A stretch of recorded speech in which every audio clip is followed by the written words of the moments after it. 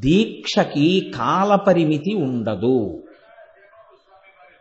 మీకు ఇచ్చినప్పుడు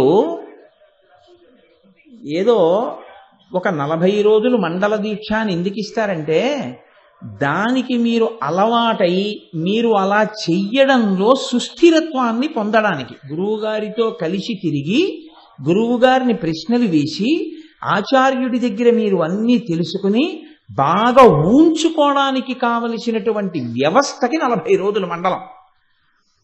ఆ సమయం చాలు. ఆ తర్వాత ఏం చేస్తారంటే ఇక మీరు అల్లుకోగలరు జీవితంలో.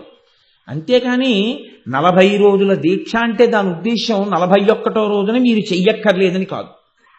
41వ రోజున మీరు చెయ్యక్కర్లేదని మీకు అర్థమైతే అసలు మీరు దీక్షా స్వీకారమే చేయలేదని గుర్తు. అసలు వాడు దీక్ష తీసుకోలేదు. ఎందుకని అంటే కొనసాగింపేది జీవితంలో సుస్థిరం అవ్వాలి, కానీ ఆగిపోవడం ఏమిటి? 41వ రోజున ఆగిపోయింది దీక్ష ఎందుకు అవుతుంది? అవదు. ఆచార్యుడు ఒకసారి దీక్ష ఇచ్చాడంటే అది జీవిత పర్యంత దీక్ష. 40 రోజులు దేనికి పరిమితో తెలుసా అండి?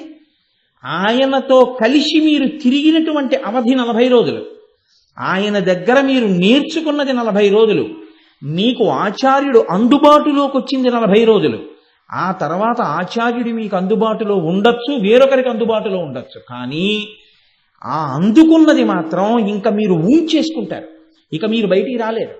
అంత సంతోషంగా దాంట్లో నిలబడగలిగితే దానికి దీక్ష అని పేరు. 41వ రోజుని తీసి అవతల బారేస్తే వాడు అసలు దీక్ష తీసుకోలేదు.